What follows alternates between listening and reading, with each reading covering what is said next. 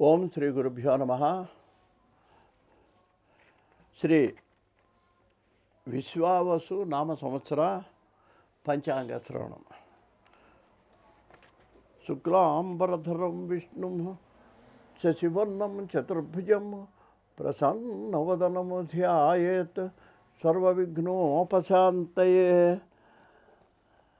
ఆపదామపహర్తారం దాతారం సర్వసంపదాం లోకాభిరామం శ్రీరామం భూయో భూయో నమామ్యహం.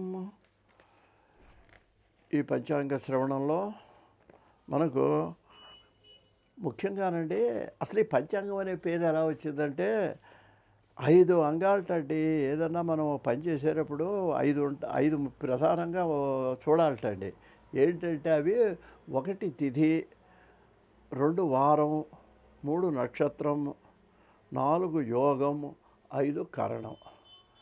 మనందరికీ సామాన్యంగా మనం క్యాలెండర్లో చూసినా కూడా మొదటి 3 మనకు తెలుసండి. ఏంటి ఇవాళ తిథి ఏమిటి అంటే క్యాలెండర్లో చూసి మనకు అర్థమవుతుంది. వారం మనందరికీ తెలిసిందే, నక్షత్రం కూడా కిందనే, తిథి కిందనే నక్షత్రం. అందువల్ల ఈ 3 మనకు చూసుకోగలం, అంతవరకు మనం సామాన్యం. ఇక మిగిలినవి ఏంటి, యోగము, కరణము.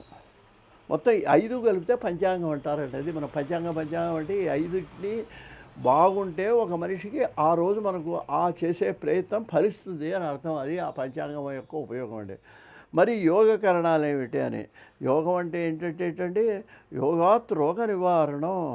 27 యోగాలు ఉన్నటువంటివి. ఇవి మనకు జ్యోతిష్ శాస్త్రం సంబంధించిన వాళ్ళకి తెలిసినటువంటి విషయాలు అవి. అలాగే కరణాలండి. కరణం వల్ల ఏమిటి, ఈ కరణం బాగా కనుక మంచిగా ఉందో లేదో మనం చూసుకుంటే అది బాగుంటే మనకు కరణాత్ కార్యసిద్ధిచ్చ. కరణం వల్ల ఏం జరుగుతుంది, కార్యసిద్ధి జరుగుతుంది. యోగం వల్లనేమో అనారోగ్యం లేకుండా చేస్తుంది, కరణం వల్ల అందుకని ఈ 2 కూడా ఇది మనం చూసుకునేది కాదు. ఇది పండితులు జ్యోతిష్శాస్త్రం చూసి ముహూర్తం పెట్టేటప్పుడు తిథివార నక్షత్రాలతో పాటు యోగము, కరణము కూడా బాగున్న చూసి మనకు సరిపడా పెడతారు. ఈ 5 విషయాలు ఉండటం వల్ల దీన్ని పంచాంగము అన్నారండి. మరి అయితే ఇక్కడ ఇంకా ముఖ్యంగా మనం గమనించాల్సింది ఏంటంటే మన నక్షత్రాన్ని బట్టి దాన్ని బట్టి వాళ్ళు ఏది మంచి ఏది చెడ్డ అని చెప్పేస్తారు. అసలు పంచాంగం చదివితే మీరు ఇప్పుడు పంచాంగ శ్రవణం చేస్తున్నాం, ఏమిటండి మాకు లాభం అని కొంచెం మీకు అనుమానం చాలామందికి రావచ్చండి. ఏదో గుడికి వెడుతున్నాం, ఉగాది కాబట్టి స్నానం చేసి అరగంట కూర్చొని లేకపోతే టీవీలోనో ఆ పంచాంగం వింటున్నాం కదా, అంతేనా? ఆ తర్వాత వాటిని గురించి మనం పట్టించుకుంటున్నామా? ఎంతో చాలామంది పట్టించుకోం. ఏంటి అసలు ఆ పంచాంగం వింటే ఏమిటో కూడా మనకు శ్లోకంలో పెద్దలు చెప్పారండి. శ్రీ కళ్యాణ గుణావహం రిపుహరం దుస్వప్న దోషావహం. ఈ పంచాంగ శ్రవణం చేస్తేనండి మంచి శుభం కలుగుతుందండి మనకు. ఆ రోజే కాదు, ఆ సంవత్సరం అంతా కూడా. రిపుహరం, శత్రువులు మనకు ఉండరు. అంటే ఏదో శత్రువులు నాశనం అయిపోతారు, చచ్చిపోతారని కాదు, అసలు శత్రువే మనకు ఉండదు.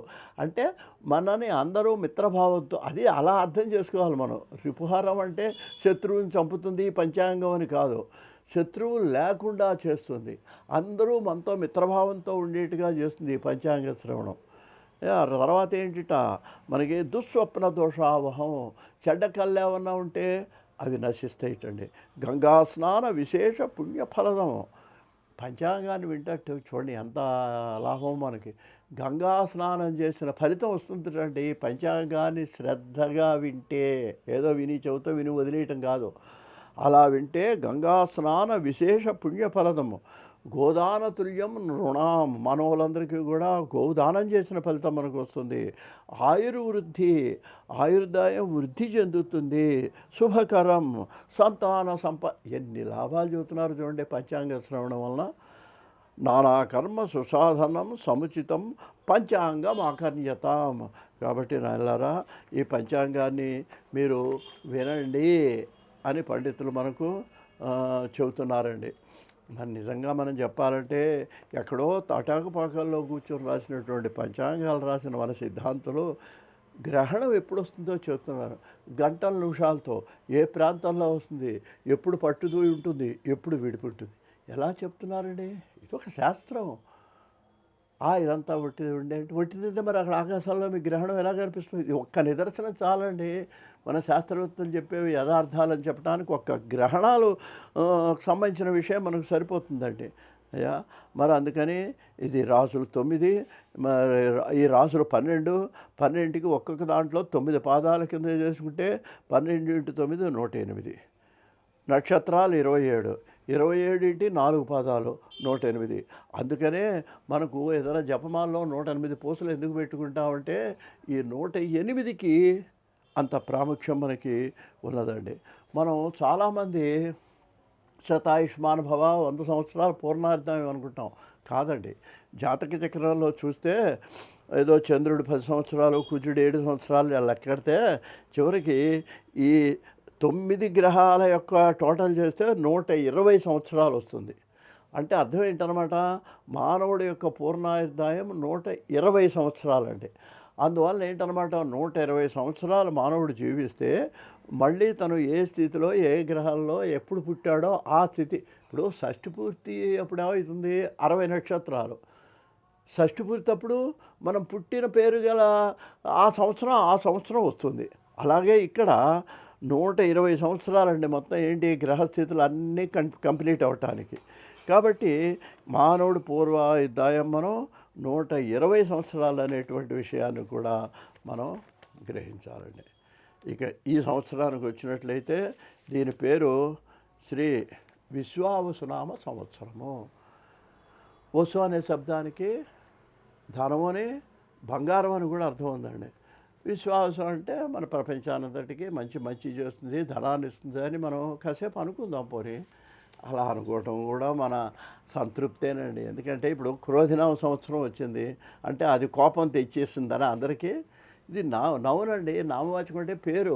వాడు మన్మథరావు అని పెట్టుకున్నాడు అనుకోండి, వాడు చాలా అందగాడనా కాదు, అది అతని పేరు అది. అలాగే ఈ సంవత్సరాల పేర్లలో ఇది విశ్వావసు నామ సంవత్సరము. ఈ సంవత్సరంలో ఈ ఉగాది ఏమైందంటే మార్చి నెల 30వ తేదీ వచ్చిందండి. ఈ ఉగాది ఆదివారం నాడు వచ్చింది. అక్కడి నుంచి మనకు వసంత నవరాత్రులు ప్రారంభం, వసంత ఋతువు ప్రారంభం. మరి ఆ రోజున మనం అభ్యంగన స్నానం చేస్తామండి, నింబ కుసుమ భక్షణం చేస్తాము. నింబ కుసుమ భక్షణం అంటే వేప పచ్చడి తింటాం అనమాట అండి. ఎంత ఉన్నవాడు లేనివాడైనా సరే కొంచెం ఏదో వాడు కొన్నంతలో కొత్త బట్టలు వేసుకుంటాడు, హాయిగా కొంచెం సంతోషంగా ఉంటాడు, పిండి వంటలు చేసుకుంటారు, దైవ దర్శనం చేసుకుంటాడు, పంచాంగ శ్రవణం చేస్తారు. ఇది ముఖ్యమైందండి. ఇది ఉగాది నాడు చేయాల్సిన పనులలోనండి. అయ్యా మరి ఏంటి వేపు అన్నట్టయితే ఈ వేపాకు వేపబెరడు కూడా చర్మ వ్యాధులను నివారిస్తుందండి. ఆ వేప చెట్టు గాలి చెట్టు కింద కూర్చుంటే ఆరోగ్యాన్ని ఇస్తుందండి మనకి. ఈ గుంటూరు జిల్లాలో అక్కడ వేపు అని రాలుతుంది కదండి, అది జాగ్రత్తగా ఎండబెట్టుకొని వేపు పచ్చడిని కూర కింద చేసుకొని తింటారండి. అది ఆరోగ్యానికి చాలా మంచిది. చింతపండు బెల్లం వేసి వేపు పచ్చడిని తింటారట గుంటూరు, ప్రకాశం జిల్లాల్లో. అది ఒక విధంగా ఆరోగ్యానికి మంచిది. వేపకాయలు కూడా మన ఆరోగ్యానికి ఎన్నో ఆయుర్వేదాల్లో వాడతారు, తీసుకెళ్ళి ఆ వేపకు సంబంధించిన అనేక వస్తువుల్ని. అదే కాకుండా నవరసులు అంటే ఏంటి, వేప పులుపు, చేదు, తీపి అన్నీ కూడా ఈ సంవత్సరంలో మనం అనుభవిస్తాం. కాబట్టి అన్నిటినీ కలిపి ఇక్కడ ఉగాది పచ్చడి మనకు చేయటం జరుగుతుంది అనేటువంటి విషయాన్ని కూడా మనం మరి గ్రహించాలండి. అందువలన ఈ విధంగా ఉన్నటువంటి పరిస్థితిలో ముఖ్యంగా మనకి ఈ ఉగాది ఆదివారం నాడు వచ్చింది. కాబట్టి ఆదివారం సూర్యుడు ప్రధానమైన వాడు కాబట్టి ఇక్కడ మనకేం కనిపిస్తున్నదంటే ఈ సంవత్సరానికి రాజు ఎవరు అన్నట్లయితే సూర్యుడు రాజు. అంటే ఏ వారం వస్తే దానికి అధిపతి రాజు అవుతాడండి ఈ సంవత్సరానికి. ఈ ఉగాది ఆదివారం వచ్చింది కాబట్టి సూర్యుడు రాజు. దీనివల్ల మనకు వచ్చే ఫలితాలు పరస్పర శత్రుత్వాలు, అగ్ని భయము, దొంగల భయము. ఈ సంవత్సరం మనం చాలా జాగ్రత్తగా ఉండాలి.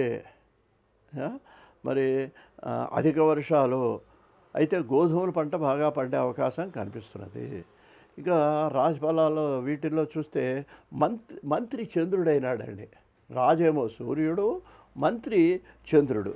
చంద్రుడు అవటం వలన పంటలు బాగా పండుతాయి, దేశం సుభిక్షంగా ఉంటుంది, పాడి పంటలు సమృద్ధిగా ఉంటాయి చంద్రుడి వలన. సేనాధిపతి, అర్ఘ్యాధిపతి మళ్ళీ సూర్యుడే. సూర్యుడి వలన ఏంటి మళ్ళీ యుద్ధాలు వస్తాయి, ప్రాణులకు రోగభయం ఉంటుంది, అల్పవృష్టి, ధరలు పెద్ద ఉండవు, పంటలకు తగిన ధరలు రావండి. మొన్న చూడండి ఈ మధ్య పెద్ద గొడవ అయింది. ఆ మిర్చి పంటకు గిట్టుబాటు రాలేదని చాలా గందరగోళం రైతులందరూ చేశారు. అదేవిధంగా ఈ సంవత్సరంలో కూడా అనేక పంటలకి గిట్టుబాటు ధర కూడా రాని పరిస్థితి ఏర్పడే అవకాశం ఉందండి. సస్యాధిపతి గురుడు, పంటలకు అధిపతి గురుడండి. ముఖ్యంగా మన గోధుమలు శనగలు బాగా పండుతాయి, మిగిలినవి అంతంత మాత్రంగా ఉంటుంది. అయితే భూమి పచ్చగా ఉంటుంది గురుడు వలన. ఏమండి, ఇంకా ముఖ్యంగా మనం దీంట్లో చెప్పుకోవాలంటే మూఢములు చూసుకుంటే గురుమూఢమి, శుక్రమూఢమి. గురుడు అంత అస్తంగతుడు అంటే ఇంకా ఆడ కనపడ్డండి ఆ గ్రహం ఆ సమయంలో సుముహూర్తాలు ఉండవు, ఏవి పెళ్ళిళ్ళు అవి ఏం చేయరు అనమాట. గురుమూఢమి చూపినట్లయితే 12/6/25 నుంచి 12/7/25 వరకు, అంటే ఇంచుమించు ఒక నెల రోజుల పాటు మూఢమి, ఏవి ముహూర్తాలు ఉండవు. ఇక శుక్రమూఢమి, శుక్రుడు బాగైపోతాడు, ఆ గ్రహం ఎవరికి కనపడ్డు. 28 నవంబర్లో వచ్చిందండి అది. 28/11/25 నుంచి 14/2/26 వరకు శుక్రమూఢమి. అంటే డిసెంబర్, జనవరి, ఫిబ్రవరి 14 వరకు శుక్రమూఢమి. ఇప్పుడు కూడా ముహూర్తాలు ఉండవు. ఇక కర్తరి, ఈ కర్తరి 4/5/25 నుంచి 28/5/25 వరకు ఈ కర్ర పనులు, మట్టి పనులు చేసేవాళ్ళేమో మానేయాలండి. ముఖ్యంగా ఈ తాటాకిళ్ళు కట్టుకునే వాళ్ళు కూడా ఆ సమయంలో పనికిరాదు. శంకుస్థాపనలు, గృహప్రవేశాలు అనేవి కూడా కొంతమంది గృహప్రవేశం అంటారు, కానీ వీలైనంత వరకు మానేయటం మంచిది. ఇక పుష్కరాలు ఈ నెలలో, ఈ సంవత్సరం సరస్వతీ నది పుష్కరాలు. సరస్వతి దగ్గర బద్రీనాథ్ దగ్గర పుట్టిందంటారండి సరస్వతి నది. మనకు ఇక్కడ సరే త్రివేణి సంగమంలో కూడా అంతర్గతంగా సరస్వతి నది ఉంది. మరి దీనికి 9/5/25 నుంచి 25/25 వరకు 12 రోజులు గురుడు మిథున రాశిలో ప్రవేశిస్తాడు. ఇది పుష్కర కాలం, సరస్వతీ నది పుష్కరాలు ఈ సంవత్సరం. ఇంకా సంక్రాంతి పురుషుడు 14/1/26న సంక్రాంతి పండుగ అండి. 13 కాదు, 14న రాత్రి 8:43కు సూర్యుడు మకర రాశిలో ప్రవేశిస్తాడు. 14వ తారీఖున రాత్రి. ఆయన పేరు మరి మంద, ఆయన పేరు. వాహనం వరాహం. కుంకుమ స్నానం చేత రాజులకు కొంచెం కష్టాలు ఇబ్బంది అవుతాయి. కస్తూరి గంధం చేత యుద్ధభయం ఉంది ఈ సంక్రాంతి పురుషుడు. రాగి పాత్రలో భుజిస్తాటండి ఆయన. దానివల్ల ఏమవుతుందంటే తామ్రనాశనం, రాగి ఎక్కువ ఖరీదు అవటం, అసలు అది కొంచెం ఇబ్బంది పడటం జరుగుతుంది రాగి వస్తువు. కత్తి ఆయుధంగా ధరించడం వలన యుద్ధ భయం మనకు కనిపిస్తున్నదండి ఈ సంవత్సరం. ఉత్తర దిక్కులో వెళ్ళటం వలన ఉత్తరాది రాష్ట్రాలకు కూడా కొంచెం నష్టం కనిపిస్తున్నది.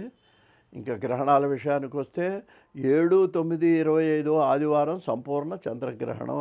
సెప్టెంబర్ 7వ తారీఖు 25 రాత్రి 9:56 నుంచి రాత్రి 1:20 వరకు మనకు సంపూర్ణ చంద్రగ్రహణము.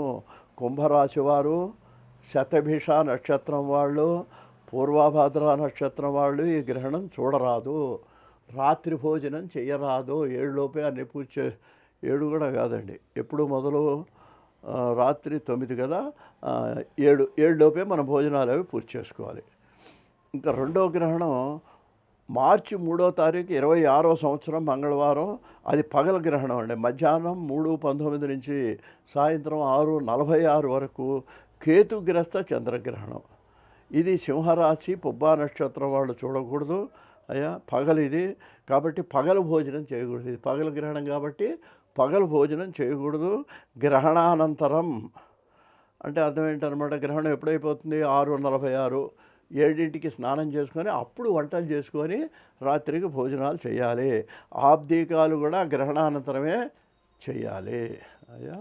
ఇంకా పాల ఉత్పత్తి తగ్గి పాల ధరలు ఇప్పుడే పెరుగుతున్నాయి. మళ్ళీ ఇంకా కూడా ఈ సంవత్సరం కూడా మళ్ళీ పాల ధరలు పెరిగే అవకాశం కనిపిస్తున్నది. పశువుల ధరలు కూడా పెరుగుతాయి. ప్రభుత్వాలు ఒడిదుడుకులకు ఇబ్బంది ఎదుర్కోవాల్సి వస్తుంది. ఆర్థిక పరిస్థితులు అనుకూలంగా అంత కనిపించడం లేదు. ప్రజల్లో అసంతృప్తి ఉంటుంది. పంటలు మాత్రం బాగా పండుతాయి. గుర్రాలు మొదలైన జంతువులకు కొంచెం కీడు కనిపించే పరిస్థితి కలుగుతున్నది. మొత్తం మీద ఏమాత్రం జాగ్రత్త లేకపోయినా సరే రోగబాధలు, అనారోగ్యాలు వచ్చేటువంటి అవకాశం కూడా మనకు కనిపిస్తున్నది. మనకు పండగల్లో చెప్పుకోవాలంటే డిసెంబర్ 30న మనకు ముక్కోటి ఏకాదశి పండుగ వస్తుంది. ఆ తర్వాత సంక్రాంతి పండుగ 14న వస్తున్నది. ఈ విధంగా మనకు విశ్వావసు సంవత్సరం జరుగుతుంది. ఇక మనకు రాశిఫలాలు కూడా నేను వివరించడానికి ప్రయత్నం చేస్తాను. 2025 సంవత్సర మరి రాశిఫలాలను చెప్పడానికి ప్రయత్నం చేస్తాను. మొదటగా మేషరాశి అండి. దీంట్లో అశ్విని 1, 2, 3, 4 పాదాలు, భరణి 1, 2, 3, 4 పాదాలు, కృత్తిక 1 పాదం. ఈ రాశి వారికి ఈ సంవత్సరం ఆదాయం 2, వ్యయం 14. కొంచెం ఖర్చు ఎక్కువగానే ఉంది. మరి జాగ్రత్త, పొదుపు పాటించాల్సిన అవసరం కనిపిస్తున్నది. అంటే గౌరవం అంటే రాజపూజ్యం అంటాం దాన్నే. అది 5 అయితే అవమానం 7. ఇది అవమానం కొంచెం ఎక్కువగానే ఉంది. ఈ 2 విషయాల్లో కూడా ఈ సంవత్సరం కొంచెం జాగ్రత్తలు. ఆదాయ వ్యయాల్లోనూ దీంట్లో కూడా రాజపూజ్య అవమానాల్లో కూడా జాగ్రత్త వహించాలి. అయితే ఈ రాశి వాళ్ళకి ఈ సంవత్సరం అన్ని విధాలా అనుకూలంగా ఉందండి. ముఖ్యంగా ఏంటంటే గురు సంచారం వల్ల ఆయన 2, 3 స్థానాల్లో సంచరించటం వల్ల ఏ వృత్తి వారికి కూడా ఏ విధమైనటువంటి లోటు ఉండదండి వాళ్ళకి. అయ్యా వ్యవహార జయం, ఆదాయానికి లోటు ఉండదు. ప్రయాణ వాళ్ళ వల్ల ఇతరత్రా కొంచెం ధన వ్యయం అవుతుంది. ఎందుకంటే వ్యయం 14 ఉంది కదండి, అది ఆ ప్రభావం చూపెడుతుంది. ఏదో తీర్థయాత్రలను, ప్రయాణాలను, బంధుమిత్రుల కోసమో దేనికోసమో కొంచెం ఖర్చు పెట్టాల్సి వస్తుంది. తర్వాత మార్చిలో నూతన వస్త్రాలు, ఆభరణాలు కూడా మీరు కొనే అవకాశం ఉంది. మేలో పుణ్యక్షేత్ర దర్శనం చేస్తారు.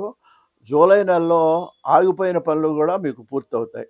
ఆగస్టులో కొంత ఆర్థిక ఇబ్బందులు, అపనిందులు ఉన్నప్పటికి కూడా తర్వాత సెప్టెంబర్, అక్టోబర్లో అవి సర్దుకుంటాయి. మీ శక్తి సామర్థ్యాలని ఇతరులు గుర్తిస్తారండి ఈ సంవత్సరం. అది మీకు ముఖ్యమైన సంతోషమైన వార్త ఏంటంటే మీ యొక్క ప్రతిభను గుర్తిస్తారు. మీరు పైకి ఎంత ధైర్యంగా ఉన్నా లోపల కొంచెం మీకు పిరికితనం కలుగుతుంది కొన్ని సంఘటనలు బట్టి, సందర్భాలను బట్టి. అయితే దైవారాధనతో దాని నుంచి తట్టుకోగలుగుతారు. మొత్తం మీద మీకు మేలే జరుగుతుంది. సంఘంలో గౌరవం లభిస్తుంది. మీ ఇంట్లో శుభకార్యాలు ఈ సంవత్సరం జరిగేటువంటి అవకాశం కనిపిస్తున్నది. అయితే మీకేంటంటే ఈ సంవత్సరం రాహువు మంచి స్థితిలో ఉన్నాడండి. అందువలన గత సంవత్సరం కంటే కూడా అన్ని రంగాల్లో, అన్ని విషయాల్లో కూడా మీకు గతం కంటే మంచి ఫలితాలే మీకు లభించేటువంటి అవకాశం కనిపిస్తున్నది. ఈ రాశి వాళ్ళకి ఆరోగ్యం బాగుంటుందండి. జీవిత భాగస్వామితో కూడా మీరు చాలా అన్యోన్యంగా, ప్రేమగా, అనుకూలంగా ప్రవర్తిస్తారు. ఇది చాలా ఆనందకరమైన విషయం అండి. ఇప్పుడు భార్యాభర్తలు సుఖంగా ఉంటే అన్నీ సుఖంగా ఉన్నట్టేనండి ఈ లోకంలో. అయ్యా శత్రువులు మిత్రులుగా మారి మీ సహకారం అందిస్తారు. అంతవరకు మీకు కొంచెం విరోధభావంతో ఉన్నవాళ్ళు ఈ సంవత్సరంలో మీకు వాళ్ళు స్నేహితులుగా మరి, అంతేకాదు మీకు సహాయ సహకారాలు కూడా వాళ్ళు చేసేటువంటి అవకాశం కనిపిస్తున్నది. స్థిరాస్తి అభివృద్ధి చెందుతుంది. శని వలన భూ సంబంధమైన వ్యవహారాల్లో విజయం కలుగుతుంది. మనం శని అంటే అన్నీ చెడ్డ అనుకుంటామండి సామాన్యంగా, అది కాదండి. శని కూడా ఉండే గ్రహ ఆ స్థితిని బట్టి, ఆ ఉండేటువంటి పరిస్థితిని బట్టి మనకు మన జాతకంలో మాత్రం కూడా మంచి చేస్తాడు.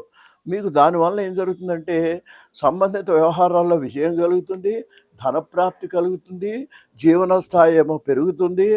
మీకు చూసినట్లయితే అదృష్ట సంఖ్య 9. ఆది, బుధ, శనివారాలు మీకు అదృష్టవారాలుగా చెప్పుకోవచ్చు. స్వస్తి.